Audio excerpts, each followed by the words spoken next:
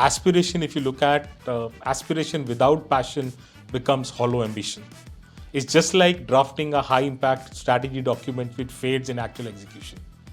Candor without excellence becomes noise. Honest conversations need to translate into better outcome. And excellence, from my perspective, without aspiration become maintenance. A high quality execution of yesterday priorities with little appetite of what comes next. Each value on its own has a ceiling, but together they compound. In an environment where technical capability is increasingly accessible at scale, cultural differentiation becomes critical. These four values are not soft attributes, they are operating system for every high impact leader. They determine not just what gets done, but how decisions are made, how relationships are built, and ultimately how much strategic ground a leader covers.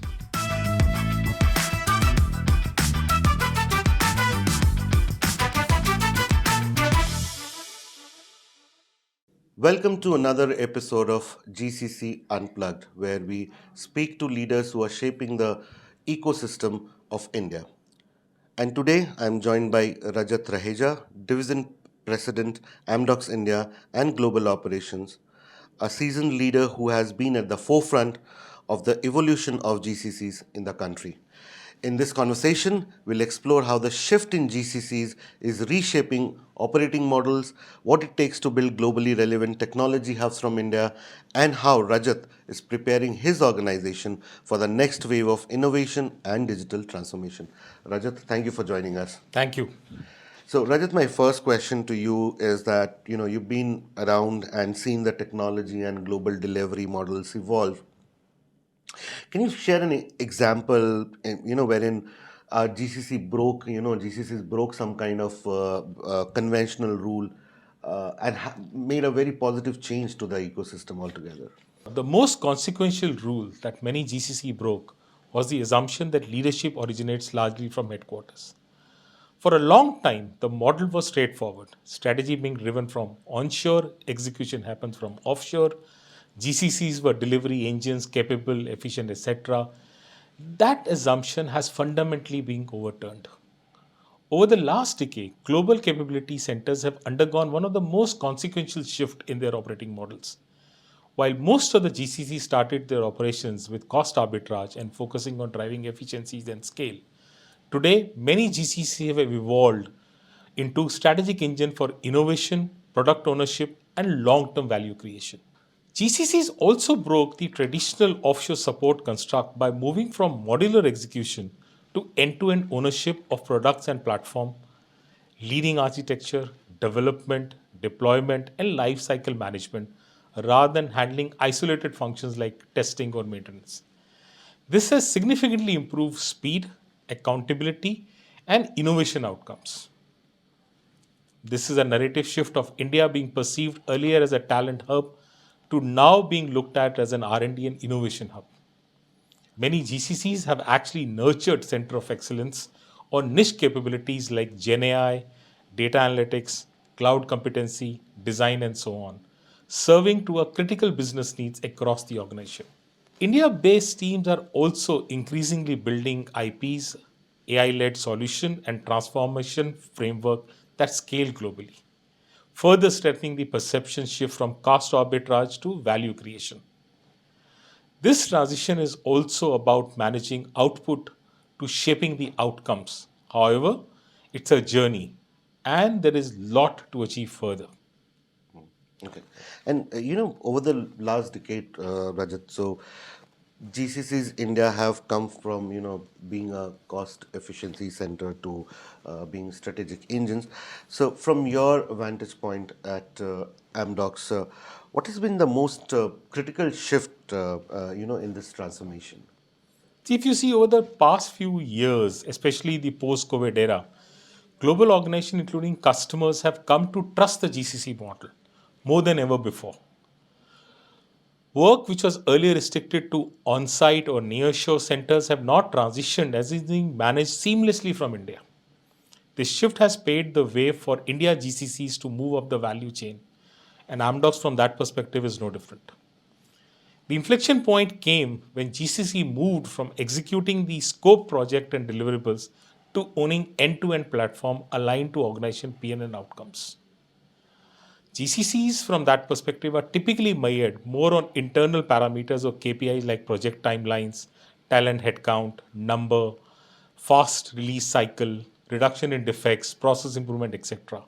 However, today most GCC like Amdocs have linked our KPIs to business outcomes like business growth, top line, bottom line, sustainability, customer KPIs, example time to market or end customer churn, retention rates, net promoter scores, etc. and so on. I was reading the EY report on GCC Pulse survey that conducted for large GCCs in India, which states that these GCCs are becoming key collaborators in global decision making. Over half of them hold shared accountability for global decision, and around 45% are now part of global strategic leadership outflow from India. One of the things we did long back in Amdocs is to strategically and purposefully ensure having reasonable representation from all organization units, be product, R&D, services, corporate units, operations, and so on. We did not concentrate on building India GCC only from one big unit. We wanted to ensure that each of the global leaders is invested in India. As a result, we gradually have become an integral part of the overall organization matrix structure rather than just an offshore unit. Okay. And one of the most interesting shifts that we have seen, and you talk about, structure of organization, is cultural, which is, GCCs, grooming leaders, not just, specialists. So, so first of all, do you agree? And if so, what's your opinion on this? Absolutely. As I said, globally, the organization have started trusting GCC model, and GCC over a period of time have proven their competence. In fact, earlier GCC's career were largely centered around deep technical specialization. However, today organizations are consciously creating opportunities for professionals to take on cross-functional mandate and engage with global stakeholders, which naturally accelerate leadership development. Many GCC's leaders from that perspective have leveraged this shift and are successfully running global charters from India, combining a strong global mindset with deep execution discipline. They have started owning the outcome, influencing stakeholders across geography, and managing global teams. In fact, even at Amdocs, we have pivoted our focus on building leadership depth locally by grooming our middle and senior level talent to take up global roles.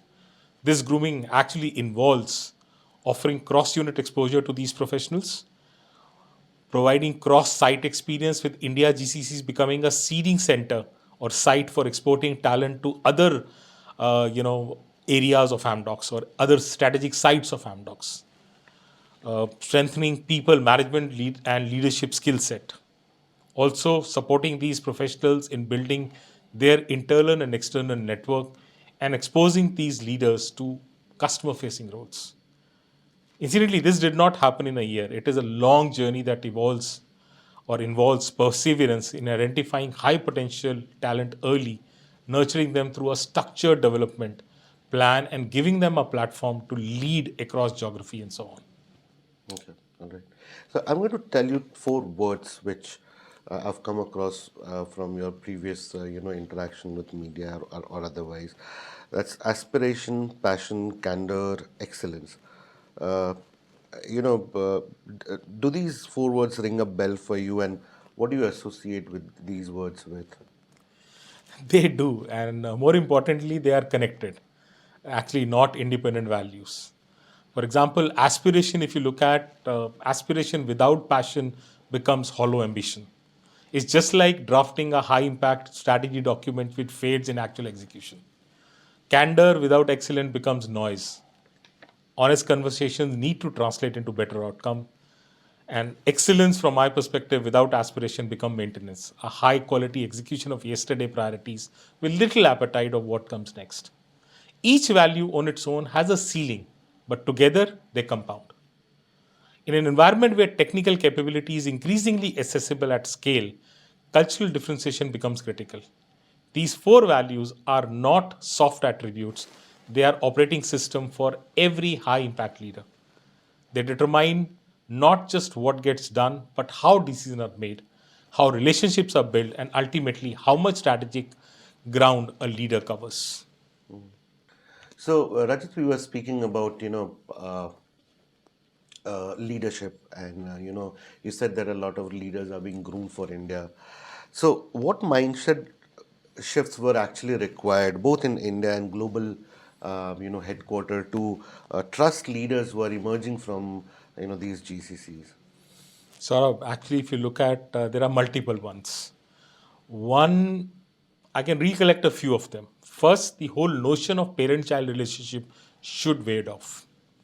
GCC should be seen from the lens of an integrated arm of overall global organization rather than being perceived as an execution center for delivery and managed services.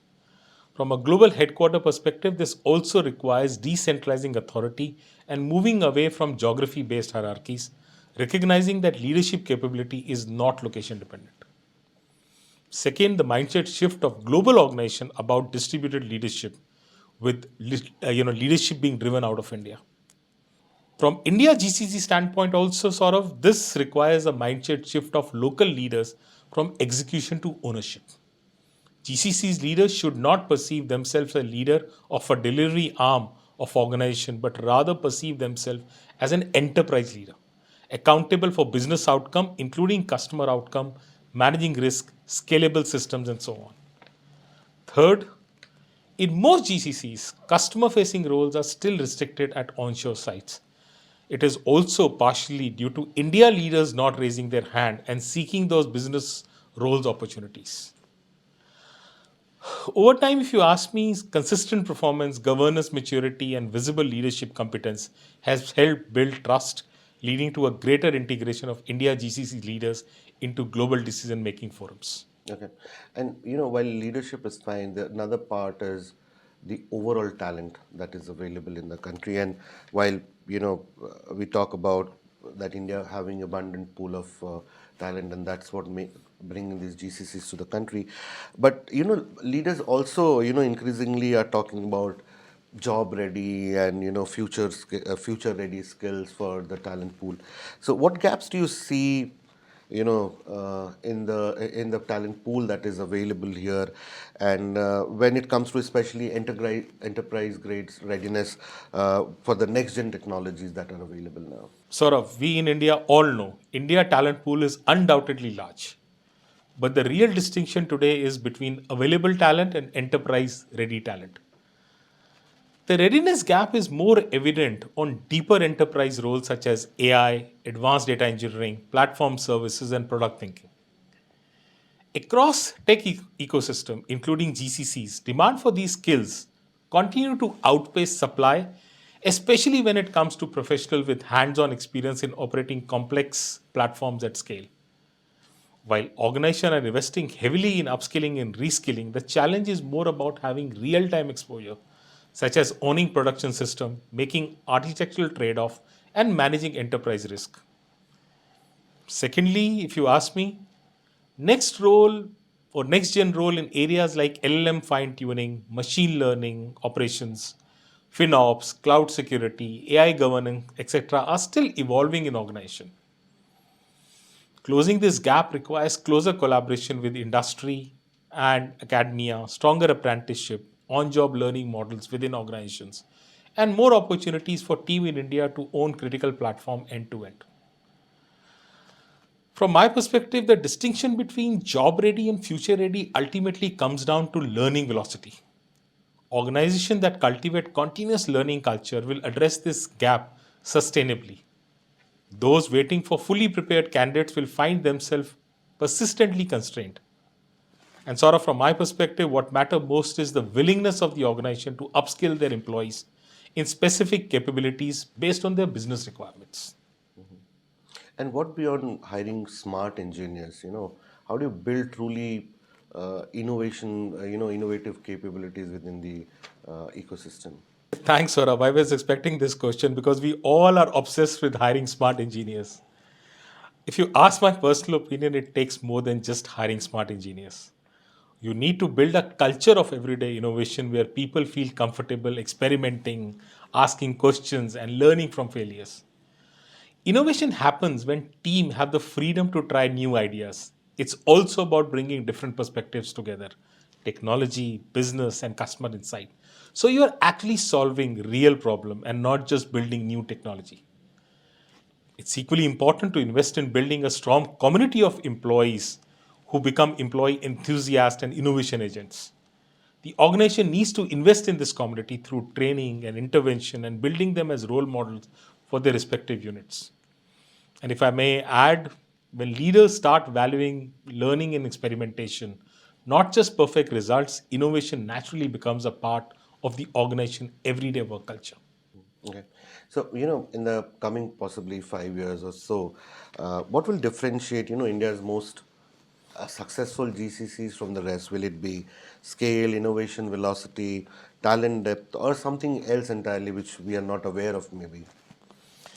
Sort of from my perspective, it will be surely the combination of all these, including scale, talent depth, and innovation velocity, etc. Scale alone will not differentiate future GCCs. The successful ones will distinguish themselves through a convergence of innovation, velocity, deep domain ownership, and ecosystem integration. The next frontier is collaboration. In today's environment, multinational, including GCCs, cannot operate in isolation. They need to integrate and partner with hyperscalers, startups, academic institutions, and industry bodies to move faster and innovate sustainably. Now, depth of digital engineering talent, particularly in areas like AI, cloud native architecture, cybersecurity, and platform engineering, will also separate the leading GCCs from the rest. Equally important from my perspective is domain depth. GCCs with deep vertical fluency, particularly in complex industries like telecommunication, or if you look at BFSI or pharma, are likely to outperform generic engineering centers. Innovation will be measured not only by number of patent filed, but by how quickly enterprise grade capabilities move from proof of concept to production. GCCs that are able to co-create intellectual property and embed AI into their own operations will increasingly operate as a strategic engine rather than extended delivery arm. At Amdocs India, our strategy reflects this reality. We are deepening our telecom specific AI capabilities. We are expanding ecosystem partnership and are investing in leadership and talent system that enable scaling of learning faster than the market. Okay. Final question, Rajat. You've been around in the ecosystem for long, so one hard truth about leading this GCC ecosystem, which people realize very late, and someone who start leaders who are starting out or are aspiring to be, at the top, should know from the very beginning. Thanks, Saurav. This is an interesting question. See, managing scale does not automatically build influence. This is a lesson many capable leaders encounter late in the game. It is relatively easier to scale the size of the organization or the team. A leader can manage hundreds of people, run a high performing operation, and still may have limited strategic impact because the work they manage does not connect directly to the enterprise decision making.